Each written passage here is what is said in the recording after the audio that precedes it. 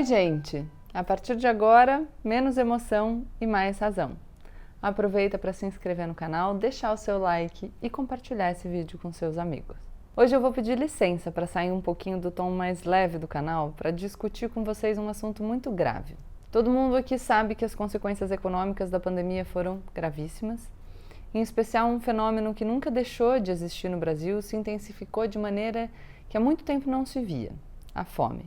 Mas confiem em mim, a gente vai ter um vídeo num tom um pouquinho mais triste, mas para a gente poder encerrar o ano com uma sensação de que a gente fez alguma coisa para mudar a nossa realidade.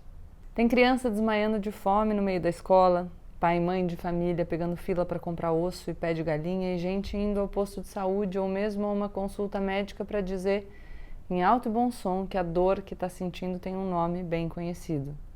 O nome é fome. Os dados que eu estou citando estamparam as manchetes dos principais veículos brasileiros nos últimos meses. Cresce parcela de brasileiros sem acesso à dieta saudável, diz a Folha. Moradores de São Paulo desmaiam na fila de postos de saúde e pedem comida nas consultas, contou o UOL. Minha aluna desmaiou de fome, relata uma professora à BBC.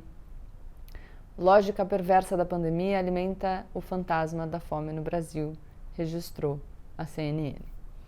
Conforme a fome avança e a situação do país se deteriora, manchetes chocantes como essas vão se avolumando e nós, para sobrevivermos, vamos nos acostumando ao inaceitável.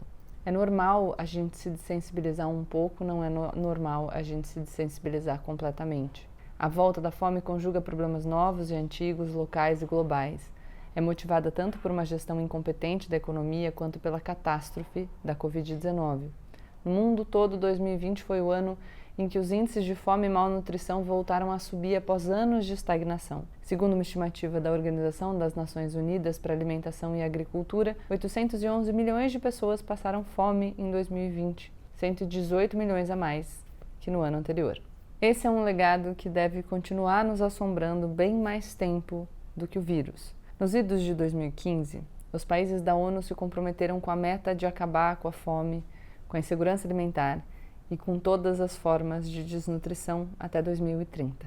Hoje, a entidade já reconhece que esse objetivo dificilmente será cumprido e calcula que cerca de 660 milhões de pessoas ainda devem enfrentar a fome em 2030, em parte devido aos efeitos duradouros da pandemia na segurança alimentar global. Mas não dá para eximir o Brasil da sua cota de responsabilidade. A verdade é que a incompetência do governo Bolsonaro fez o que pôde para piorar a situação. Encerrar o Bolsa Família, um programa elogiado pelo mundo com 18 anos de bons resultados em meio a essa calamidade, é uma crueldade. E mesmo o provisório auxílio emergencial que os senadores tentaram constitucionalizar para que não se torne apenas uma medida eleitoreira, tem sido comido pela inflação no preço dos alimentos, que está quase o triplo da inflação geral e chegou a bater a casa dos 20%. Na melhor fase do auxílio emergencial, ainda no ano passado, em 2020, o valor máximo da ajuda era de R$ 1.200, o bastante para comprar 2 cestas básicas naquela época. Hoje, o teto do auxílio está em míseros R$ 375 e esse valor já não paga nem 60% da cesta básica na Grande São Paulo. O valor mínimo só paga 23% da cesta. Vocês lembram do poema Rosa de Hiroshima, do Vinícius de Moraes, que se tornou uma música inesquecível na voz do grupo Secos e Molhados? Esse é um poema lindíssimo, porque o Vinícius mostra pra gente que o problema da bomba atômica está longe de ser o estrago imediato. Isso qualquer bomba fazia, ainda que não na mesma escala, nem na mesma velocidade. No entanto, a catástrofe moral da bomba atômica está no fato de que ela atinge as gerações futuras. As crianças que ainda nem existem, mas que nascerão com problemas congênitos.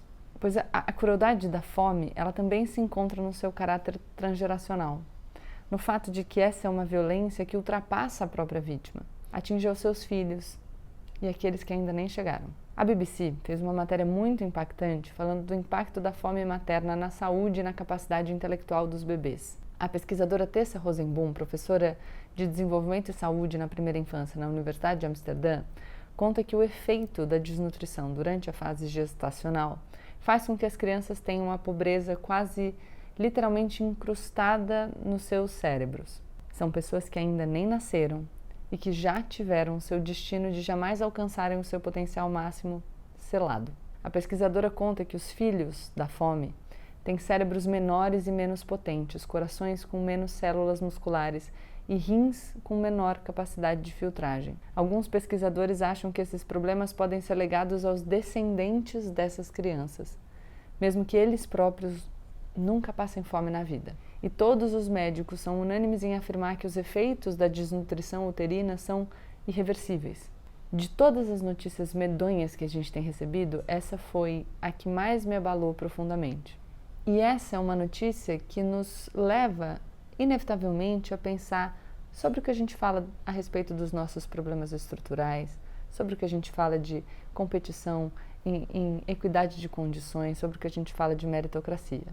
1 em cada 3 crianças brasileiras está com anemia e 74% das crianças de 2 a 9 anos atendidas pelo SUS não fazem as 3 refeições diárias. O problema está longe de afetar apenas quem está literalmente de barriga vazia. Com a perda da renda familiar motivada tanto pela morte por Covid quanto pelo desemprego, 1 em cada 4 brasileiros não estão conseguindo comprar alimentos nutritivos em quantidade suficiente. São famílias inteiras comendo menos do que o necessário e apelando para comidas de qualidade inferior. Uma prova disso é o aumento das vendas de macarrão instantâneo. Segundo dados da Associação Brasileira das Indústrias de Biscoitos, Massas Alimentícias e Pães e Bolos Industrializados, o consumo desse produto movimentou 3,2 bilhões em 2020, meio bilhão a mais que no ano anterior. Mas o que afinal o Bolsonaro poderia ter feito para minorar o impacto da pandemia sobre a mesa da população? A medida mais óbvia seria fortalecer o Bolsa Família e garantir um auxílio emergencial mais substancial e que conseguisse cobrir todo mundo que precisa. Especialistas apontam outras medidas que poderiam garantir que a inflação dos alimentos diminuísse, como, por exemplo, a colocação no mercado interno de parte da enorme quantidade de comida que o Brasil exporta. Outros países têm esse tipo de política e existem problemas com toda a tentativa, mas a gente tem que avaliar as possibilidades com sobriedade, colocar o assunto na mesa e não virar o rosto e fingir que ele não existe. O dado objetivo é que o governo brasileiro trata a fome com fatalismo.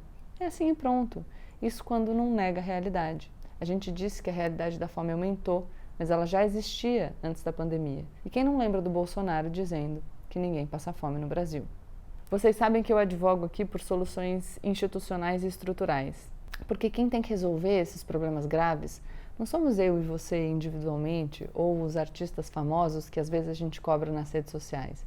Até porque a nossa capacidade, de todos os que eu citei, é limitada. Isso é matéria de política pública. Então, para terminar, eu quero falar sobre o que a gente pode fazer em relação a esse assunto. Em primeiro lugar, a gente precisa pressionar o governo agora e votar em 2022 para mudar essa situação. Procurar no discurso dos candidatos a preocupação genuína com a fome dos brasileiros e projetos práticos de solução. Porque, como eu disse, toda proposta de solução tem suas dificuldades e consequências, e o cálculo precisa ser muito bem feito. Não adianta só falar genérica e emocionalmente que vai resolver. Não adianta só fingir que se sensibiliza. Precisa dizer como vai fazer. Agora, mesmo que nós não possamos resolver tudo, a gente pode fazer alguma coisa. E quem tem fome, tem pressa. Quem puder, nesse momento, pode dar uma contribuição para diminuir, nem que seja um pouco, a dor imensa de quem está sofrendo. A gente se acostumou, nessa dinâmica da tecnologia, de olhar para o outro para se perguntar o que ele está fazendo. Mas a gente pode também se perguntar o que a gente está fazendo. E acabar o ano com a sensação de que a gente fez o que podia. Eu, pessoalmente, gosto muito do trabalho desenvolvido pela CUFA, a Central Única das Favelas, presidida pelo meu amigo Preto Zezé. O que eles fizeram com Mães da Favela, um projeto lindo, foi impressionante. Eu também tenho um enorme respeito pelo que faz o padre Júlio Lancelotti em São Paulo com a população de rua. Mas eu vou deixar aqui embaixo, na descrição desse vídeo, um levantamento elaborado pelo pessoal do UOL sobre outras maneiras de ajudar quem está passando fome. Tem instituições de vários lugares do Brasil e, se você conhece organizações sérias e transparentes que merecem receber ajuda, coloca aqui nos comentários para a gente fortalecer essa rede. Afinal, política não é só o que os políticos fazem em Brasília, é também. Nós, como cidadãos engajados, também temos o nosso papel e ele não é só de cobrar. Qualquer ajuda é ajuda e a gente pode atuar paralelamente nas duas frentes. É isso, gente. Se inscrevam no canal, deixem o seu like, compartilhem esse vídeo com seus amigos. E se puderem ajudar, ajudem. Aproveito para desejar para vocês um Feliz Natal e um 2022 maravilhoso, muito melhor do que aquilo que a gente tem vivido.